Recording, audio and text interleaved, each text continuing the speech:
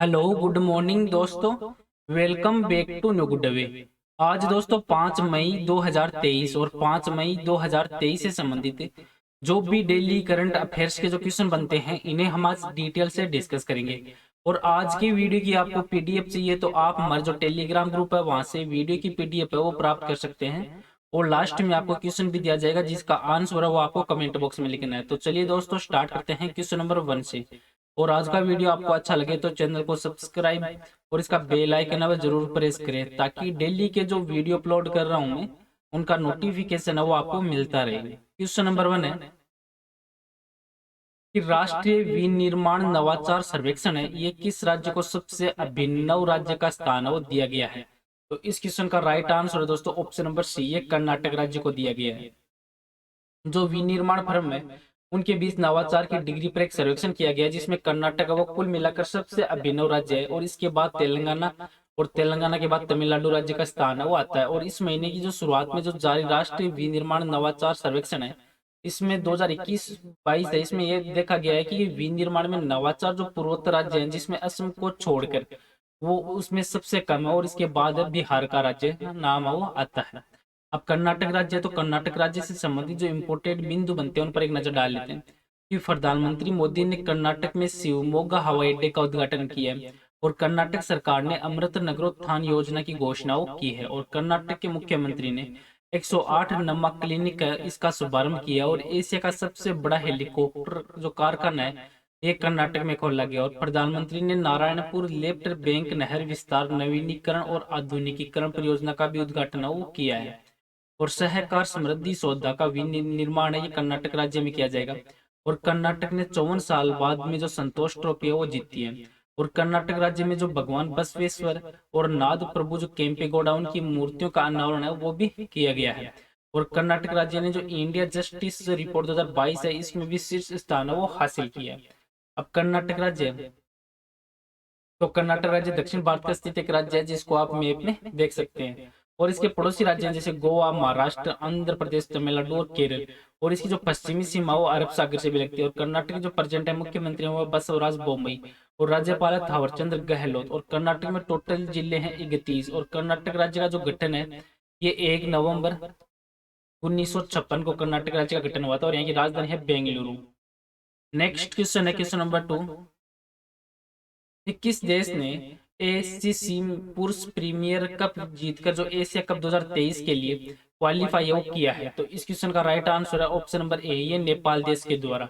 जो नेपाल है इन्होंने एसीसी मेंस प्रीमियर जो कप जीतकर एशिया कप 2023 है इसमें क्वालिफाई किया है। और रोहित जो पोडेल है उनकी जो अगुवाई वाली टीम ने कीर्तिपुर के त्रिभुवन यूनिवर्सिटी इंटरनेशनल क्रिकेट ग्राउंड में 2 दिनों तक जो खेले जाने वाले फाइनल में जो संयुक्त अरब अमीरात को 7 विकेट से हराया था। और यूएई है वो इस टीम की नियमित अंतराल पर विकेट गंवाने के कारण जो लय हासिल करने में नाकाम रही थी और अंत में जो 33.1 ओवर में 117 रन के स्कोर पर भी आउट हो गई थी। और यूएई के अनुसार की ओर से जो आसिफ खान है इन्होंने सर्वाधिक जो 46 रन की पारी खेल ली थी।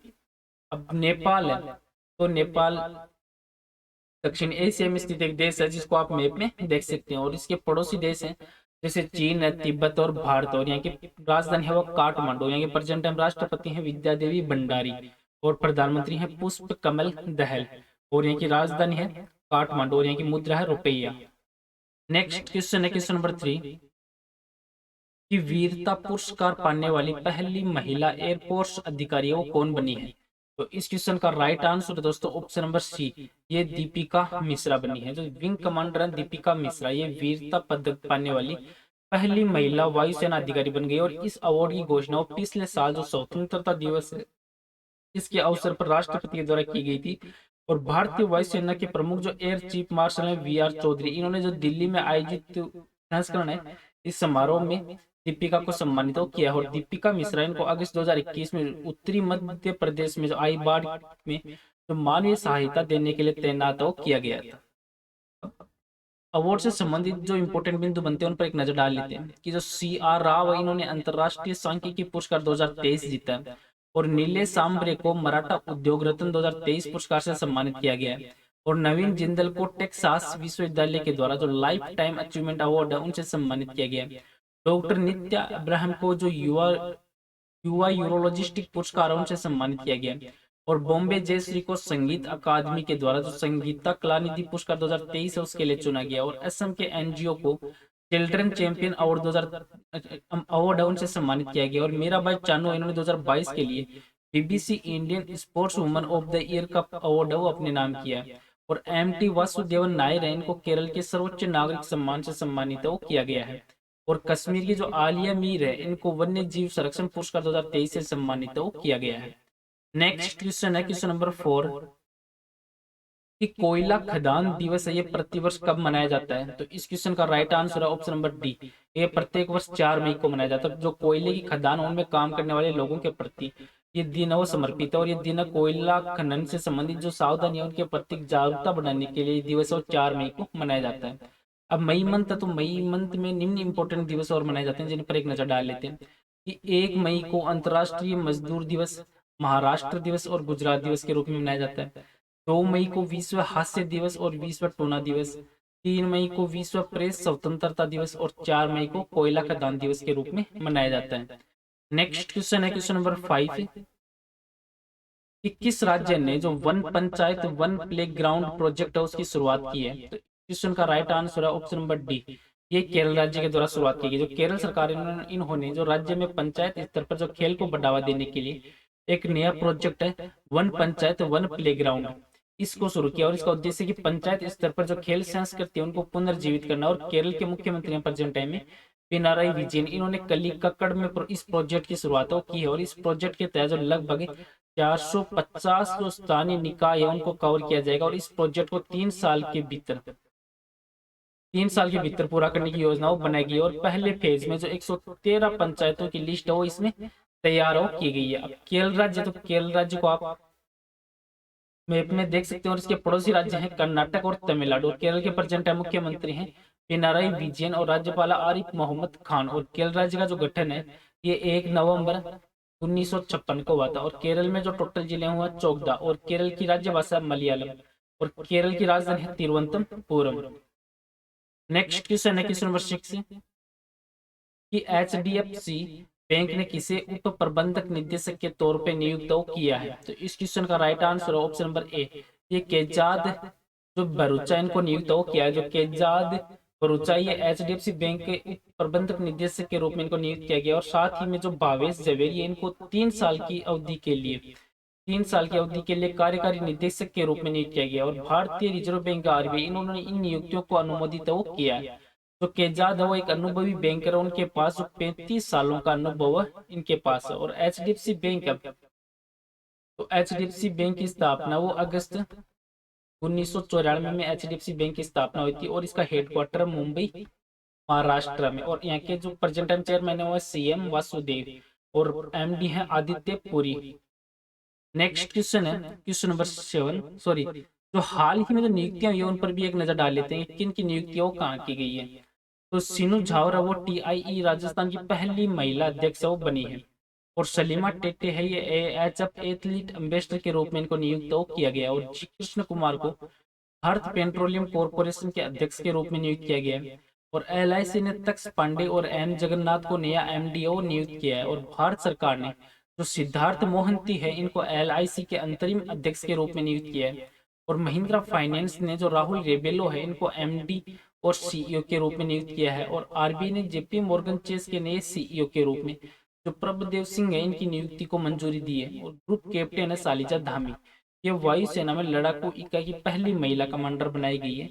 और अर्नब बनर्जी को सीएट के एमडी और सीईओ के रूप में नामित किया गया है। नेक्स्ट क्वेश्चन है क्वेश्चन नंबर 7 कि 4 टीमों के इंटरकॉन्टिनेंटल फुटबॉल टूर्नामेंट का आयोजन किस शहर में किया गया है। तो इस क्वेश्चन का राइट आंसर है ऑप्शन नंबर बी, ये भुवनेश्वर में किया गया है। 4 टीमों के इंटरकॉन्टिनेंटल फुटबॉल टूर्नामेंट है इसका आयोजन है ये भुवनेश्वर में किया जाएगा। और इस टूर्नामेंट में मेजबान भारत के साथ जो लेबनान, मंगोलिया और वानुअतु शामिल होंगे। और इस टूर्नामेंट का जो तीसरा संस्करण है ये होगा। और इससे पहले जो मुंबई में खेला गया था जो 2018 में पहला संस्करण, और दूसरा संस्करण है वो अहमदाबाद में खेला गया था 2019 में। और भुवनेश्वर वो फीफा अंडर 17 जो महिला विश्व कप के आयोजन स्थलों में से भी एक है। नेक्स्ट क्वेश्चन है क्वेश्चन नंबर 8 कि अमेरिका है, तो अमेरिका ने यूक्रेन के लिए जो 36वें सुरक्षा पैकेज के तौर पर कितने अमेरिकी डॉलर है इसकी घोषणा वो की है। तो इस क्वेश्चन का राइट आंसर है दोस्तों ये ऑप्शन नंबर बी, ये 325 मिलियन डॉलर की घोषणा की गई है। और अमेरिकी जो राष्ट्रपति हैं प्रेजेंट टाइम में जो बाइडेन, इन्होंने प्रशासन ने यूक्रेन के लिए नई सैन्य सहायता के तहत जो 36वें पैकेज सुरक्षा पैकेज है उसके रूप में 325 मिलियन डॉलर की घोषणा की। और ये रूस के खिलाफ जो युद्ध में सेना की मदद करेगा और इसमें उन्नत missile, anti tank missile, patriot air defence system भी है। और अमेरिका ने अब तक जो 35.4 बिलियन जो डॉलर है उससे भी अधिक कुल अमेरिकी सैन्य सहायता प्रदान कर चुका है। नेक्स्ट क्वेश्चन है क्वेश्चन नंबर 9 कि साथी पोर्टल और मोबाइल एप्लीकेशन है ये किस मंत्रालय के द्वारा लॉन्च आउट किया गया है। तो इस क्वेश्चन का राइट आंसर है ऑप्शन नंबर सी, ये कृषि मंत्रालय के द्वारा लॉन्च किया गया है। तो केंद्रीय कृषि मंत्री हैं प्रेजेंट टाइम में नरेंद्र सिंह तोमर, इन्होंने साथी पोर्टल है जिसकी फुल फॉर्म है seed traceability authentication and holistic inventory. और इस मोबाइल एप्लीकेशन इसको लॉन्च किया गया और इसका उपयोग वो बीज उत्पादन, गुणवत्ता, बीज पहचान और बीज प्रमाणन की जो चुनौतियां हैं उनका समाधान के लिए इसका किया जाएगा। और इसमें उत्तम बीज समृद्ध किसान की थीम पर ये डेवलप किया गया है। नेक्स्ट क्वेश्चन है क्वेश्चन नंबर 10 कि 8वीं भारत थाईलैंड डिफेंस डायलॉग का आयोजन वो कहाँ किया जा रहा है। तो इस क्वेश्चन का राइट आंसर दोस्तों ऑप्शन नंबर ए, ये बैंकॉक में किया जा रहा है। जो 8वीं भारत थाईलैंड डिफेंस डायलॉग का आयोजन है बैंकॉक में किया जा रहा है। और रक्षा मंत्रालय इसमें विशेष सचिव जो निवेदिता है शुक्ला वर्मा थाईलैंड के रक्षा उप स्थायी जो सचिव है जनरल नुचित, उन्होंने इस बैठक में तो बैठक का आयोजन किया था। और इस बैठक में दोनों देशों के द्वारा जो रक्षा सहयोग है उसकी समीक्षा की गई है। यह समीक्षा इसमें की जाएगी। उसके साथ में जो दोनों पक्षों के संबंधों को मजबूत करने के लिए भी नई जो पहल है उन पर भी विचार विमर्श किया जाएगा।